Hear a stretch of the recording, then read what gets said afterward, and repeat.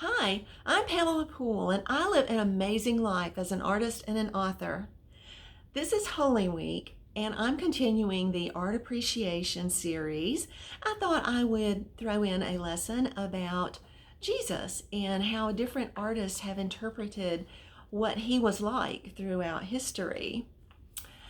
I came across a wonderful quote from about the year 700 by someone named John of Damascus that I think encapsulates what many of us feel whenever we think about trying to paint a picture of Jesus. He said, "How to depict the invisible, how to picture the inconceivable, how to give expression to the limitless, the immeasurable, the invisible." And so that sums up how many artists throughout history have felt as they tackled the daunting task of depicting Jesus. Behind me, you will see a sculpture of the painting The Last Supper by Leonardo da Vinci, and he struggled with how to depict Jesus. He also struggled with how to paint the chalice that Jesus would drink from. And he chose in the end, if you haven't heard that story, not to use the ornate version he had painted that his friend and confidant really admired, but to erase that one and do a humble version because he didn't want anything to take away from the picture of Jesus and instead go to the cup or other elements of the painting. Behind me on the other side, you see one of my favorite sculptures, and that is called the Pietà. It is a sculpture by Michelangelo. These two lived during the same period in the High Renaissance, and it's a depiction of Mary with her son Jesus crucified in her lap. It's a very touching sculpture. I have never seen it in person, but I have heard that people who see it sometimes weep because it is so moving. I don't doubt that at all. It would be an amazing thing to see. And I have another piece of art that I'm going to, from the High Renaissance, that I'm going to share at the very end. But I thought first we would talk a little bit about why artists have struggled with depicting pictures of Jesus. And perhaps some of it has to do with who they imagine that Jesus is. And that's a relevant question for us today. Who do you believe Jesus is? That's really important when all is said and done. My version of this, from having to teach art about the images made of Jesus, is that early on, Jewish tradition forbid that any images be made of God because although he did have very nice things created by craftsmen and artisans for the temple, he didn't want an image of himself created. Now, the pagans all around were creating idols by their own hands and somehow imagined that they had power. But God didn't want that for himself. Now, so there aren't any images of God from that era. When the Christian time came along, after time was split between BC, before Christ, and AD, after he had been lived and been here, then that changed somewhat for Christians because they believed since God had come in human form, it was okay to depict the human version of him in various ways because we don't know exactly what Jesus looked like. We're just doing a representation.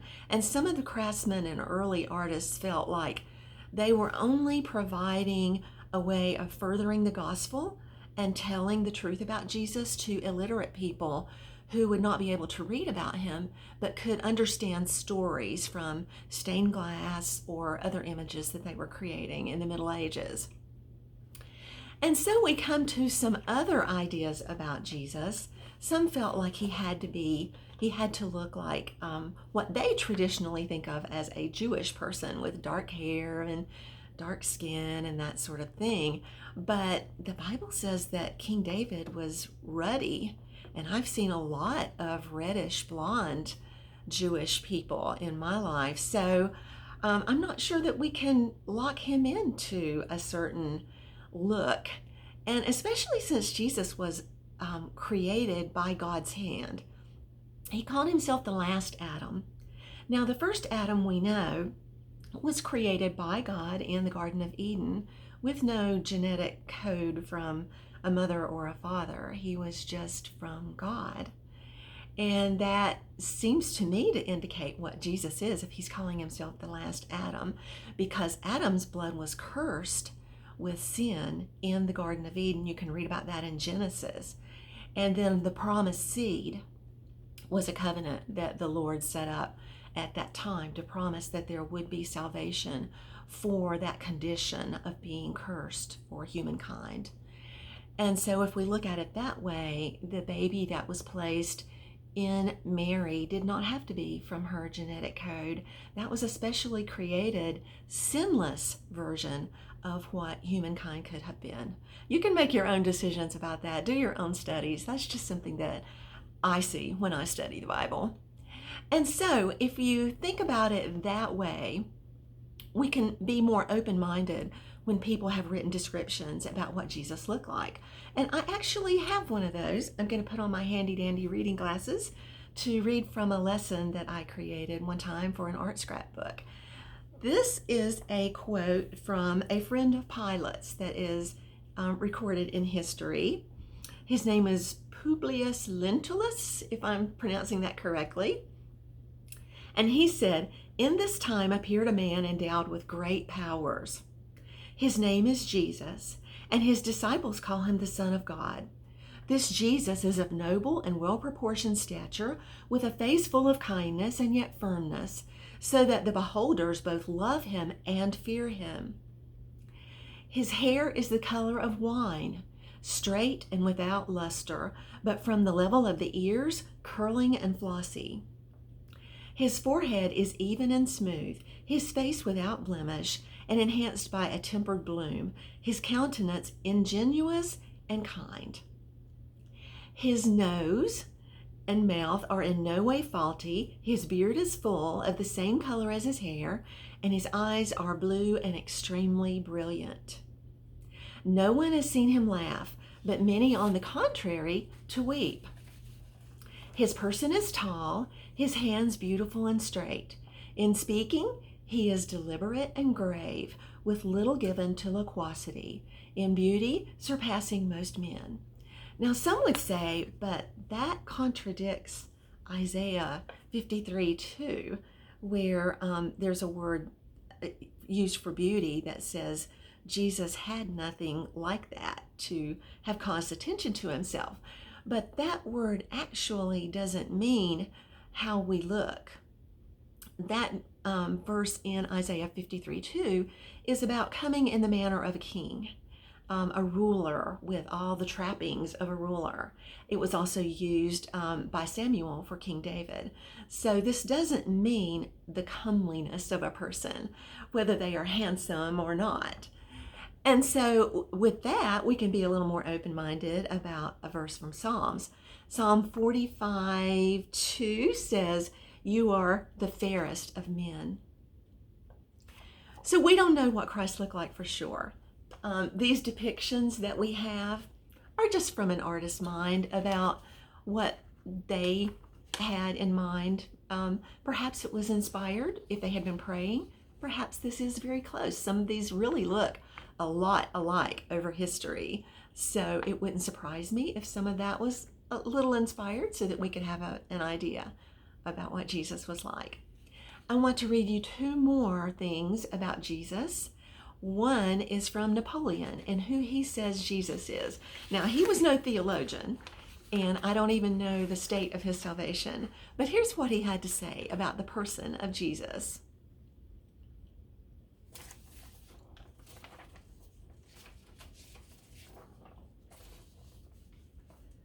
"I know men, and I will tell you, Jesus is not a man. He commands us to believe and gives no other reasons than his words, 'I am God.' Philosophers try to solve the mysteries of the universe by their empty dissertations. The fools, they are like infants that cry to have the moon for a plaything. Christ never hesitates. He speaks with authority. His religion is a mystery, but it subsists by its own force. He seeks and absolutely requires that love of men, the most difficult thing in the world to obtain. Alexander, Caesar, Hannibal, they conquered the world but had no friends. Alexander, Caesar, and Charlemagne and myself founded empires, but upon what? Force. Jesus founded his empire on love, and at this hour millions would die for him. I myself have inspired multitudes with such affection that they would die for me. Now I am in St. Helena, and where are my friends? What an abyss between my misery and the eternal kingdom of Christ, who is proclaimed, loved, adored, and which is extending over all the earth. Is this death? I tell you, Jesus Christ is God. And then we have another quote that I really like from Michelangelo. He often wrote poetry and other things in journals in the evenings when he wasn't working on sculpture. And this is what he had to say about Jesus. This was from 1564, and he said, "Why do you keep filling gallery after gallery with endless pictures of the one ever reiterated theme of Christ in weakness, of Christ upon the cross, of Christ dying, of Christ hanging dead? Why do you stop there as if the curtain closed upon that horror? Keep the curtain open, and with it the cross in the foreground. Let us see beyond it to the Easter dawn with its beams streaming upon the risen Christ, Christ alive, Christ ruling, Christ triumphant. For we should be ringing out over the world that Christ has won, and that evil is toppling, and the end is sure, that the death is followed by victory." That is the topic we need to keep us healthy, the trumpet blast to fire our blood and send us crowding into line behind our master, swinging happily upon our way, laughing and singing and recklessly unafraid, because the feel of victory is in the air and our hearts thrill to it. So again, I ask today, who do you think Jesus is? What do you think about the depictions of Jesus Christ throughout history? And if you don't know, I urge you this week during Holy Week to do some research on your own, see what you think about him, and perhaps come in prayer to find out if he will reveal himself in a fresh way to you, if you have sort of lost your first love from him. In closing, I want to end with another piece of Renaissance art that I have. My husband got me this for a very special anniversary one year. And this is the Sistine Chapel. If some of you are familiar with the High Renaissance and Michelangelo's work in the Sistine Chapel, this is the point where God touches Adam's finger to give him life. Now we know that biblically, God breathed his own breath to make man's both spirit and body physical. But this is a nice way, I think, to depict God's touch on all of our lives. And I hope that this week in the Holy Week, as you perhaps celebrate or as you just hear other people celebrating and you wonder what all the wonderful worship songs and things that we post that sound like secret code, like he's alive or he is risen, and then people respond. If you wonder what all that is about, I hope you'll research that this week and find out for yourself and seek to know, and hopefully that you will have God's touch on your own life. So that is all I have for now for this installment of Inspired Art Appreciation. I hope that it was something thought-provoking for you to be thinking about during Holy Week. And I want to say goodbye and go out into the world and be salt and light. And I hope that your Holy Week worship and celebration, as we have stay-at-home orders, that you are able to get online with your church or other groups and friends and be able to celebrate just as you would if you were at church, only in a different setting. Thanks so much. I hope your heart is full with love for Jesus this week. Bye-bye.